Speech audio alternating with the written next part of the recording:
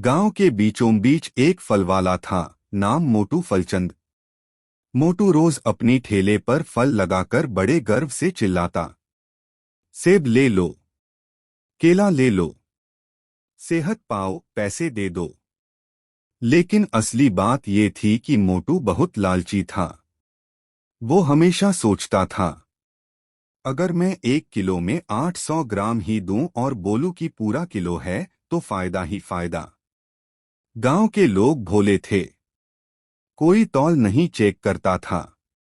मोटू रोज धोखाधड़ी करके पैसे बनाता और सोचता, वाह, दिन दूना रात चौगुना फल व्यापार। एक दिन गांव के चौधरी आए, बोले, अरे मोटू, तुम्हारे सेब तो बहुत ताजे लग रहे हैं। मोटू मुस्कुराया, बस चौधरी जी, आपके लिए तो बिना कीड़े वाले रखे हैं। पर अंदर से सोच रहा था, इनके थैले में तो सबसे खराब सेब डालूंगा, ये तो वैसे ही मोटे हैं, फर्क नहीं पड़ेगा। चौधरी जी घर गए, सेब काटा तो अंदर से सड़ा हुआ निकला।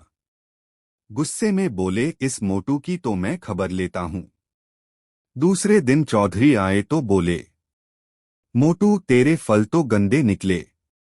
मोटू बोला, अरे नहीं चौधरी जी, वो तो शायद आपकी किस्मत खराब थी। पास बैठे बच्चे हंस पड़े। मोटू बोला, फल खराब नहीं, ग्राहक का नसीब खराब। गांव में मोटू की लालच की चर्चा होने लगी। भाई, मोटू के फल खाने से पेट नहीं, गुस्सा बढ़ता है। एक दिन गांव में मेले की घोषणा हुई, कल बड़ा फल मेला लगेगा।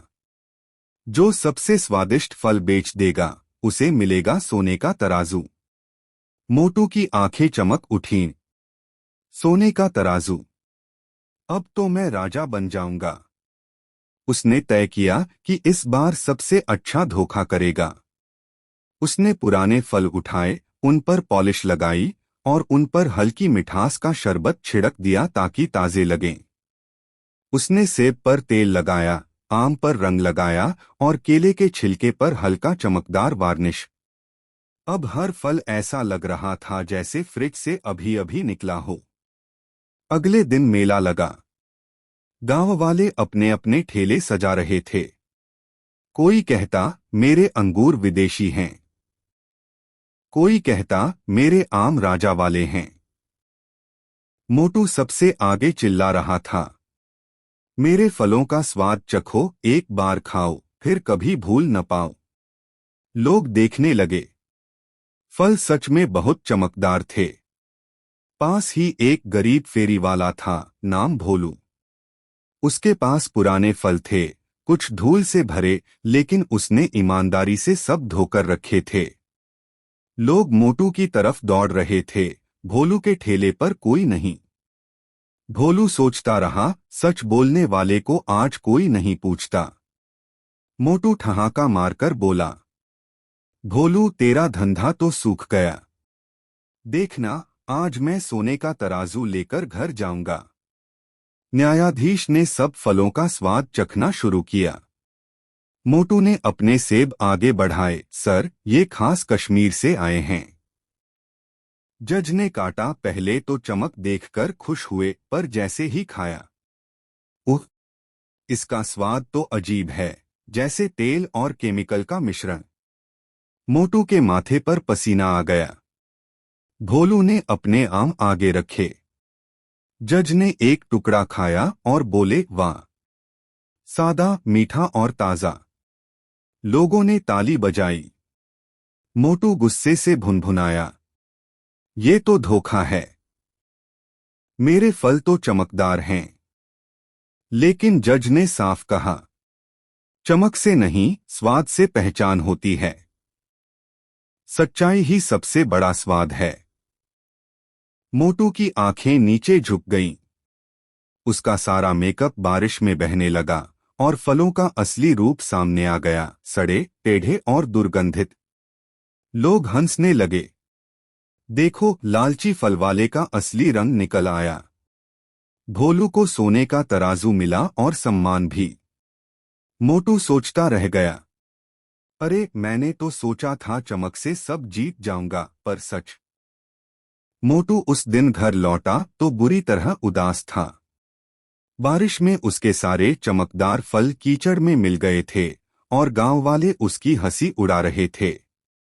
अबे मोटू, तेरे सेब तो साबुन वाले लग रहे थे। तेरे केले तो केले नहीं, फिसल पट्टी थे। मोटू चिढ़ गया।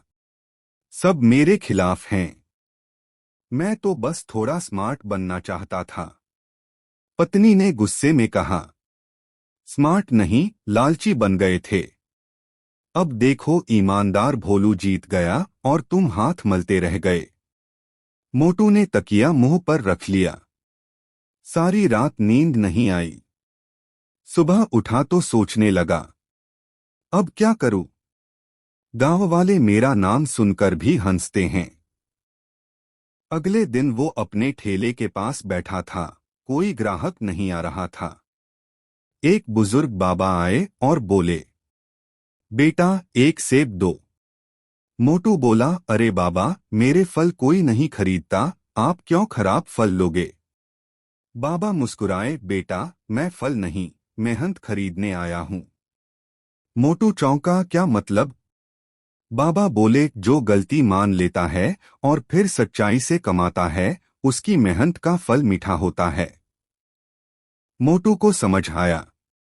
उसने कहा, अब से मैं सच में ईमानदारी से काम करूंगा। ना मिलावट, ना धोखा। दूसरे दिन मोटू ने ठेला साफ किया। पुराने सड़े फल फेंके और ताजे फल मंगवाए। ठेले पर बड़ा सा बोर्ड लगाया, ईमानदार फलवाला, वजन पूरा, स्वाद पूरा। लोग पहले हंसे। अबे देखो, कल तक लालची था, आज साधु बन गया। लेकिन मोटू ने परवाह नहीं की। मुस्कुराकर बोला, हंस लो, पर अब हर फल का स्वाद खुद बोलेगा। उसने बच्चों को मुफ्त में थोड़ा थोड़ा फल चखने दिया। बच्चे बोले, वाह मोटू अंकल, अब तो आपके फल सच में मीठे हैं। धीरे धीरे उसकी दुकान फिर चल पड़ी। एक दिन भोलू उधर से गुजरा। मोटू ने उसे रोका। भोलू भाई, उस दिन तुम जीते, मैं हारा। पर आज मैं तुम्हारा शुक्रगुजार हूं। भोलू मुस्कुराया। देख मोटू, अगर तू सच में सुधर गया है तो गांव वालों का भरोसा तू फिर जीत लेगा। मोटू बोला, भाई, अब मैं धोखा नहीं दूंगा। सच्चाई का स्वाद ही सबसे मीठा है। दोनों ने हाथ मिलाए और भोलू ने कहा, चलो आज साथ में फल का जूस बेचते हैं, साझेदारी में। तू आवाज लगाएगा, मैं फल काटूंगा। अब हर सुबह सड़क पर आवाज गूंजती, सेब लो, केला लो, भोलू मोटू की सच्चाई वाला फल लो। लोग हंसते मगर खरीदते भी। धीरे धीरे उनकी दुकान गांव की सबसे मशहूर फ्रूट जूस वाली ठेली बन गई। एक दिन वही मेले वाले जज फिर आए।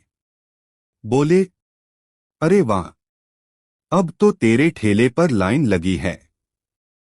मोटू बोला, सर, अब फल नहीं बेचता, भरोसा बेचता हूं। जज मुस्कुराए। अब समझ में आया, असली मिठास चीनी में नहीं, ईमानदारी में होती है। कहानी में सबसे मजेदार पल तब आया जब मोटू ने अपने ठेले पर लिखा, पहले धोखा देता था, अब प्यार देता हूं। गांव वाले रोज हंसते, पर सब जानते थे कि मोटू सच में बदल गया है। बच्चे उसे अब मोटू अंकल फ्रूट वाला कहते और स्कूल से लौटकर उसके ठेले से आम या सेब लेकर खाते। एक दिन बारिश हुई, वही दिन जब पहले उसका रंगीन फल बह गया था। अब मोटू ने अपनी दुकान ढंग कर रखी थी। भोलू बोला, याद है मोटू, यही बारिश तुझे हरा गई थी। मोटू हंसकर बोला, हाँ भाई, अब वही बारिश मेरे फल धो देती है और मेरा मन साफ रखती है। मेला फिर लगा और इस बार भी सोने का तराजू पुरस्कार में था। लोग बोले, अब की बार भोलू जीतेगा। लेकिन जब जज ने स्वाद चखा तो बोले, इस बार सबसे मीठे फल हैं मोटू के। भीड़ ने ताली बजाई।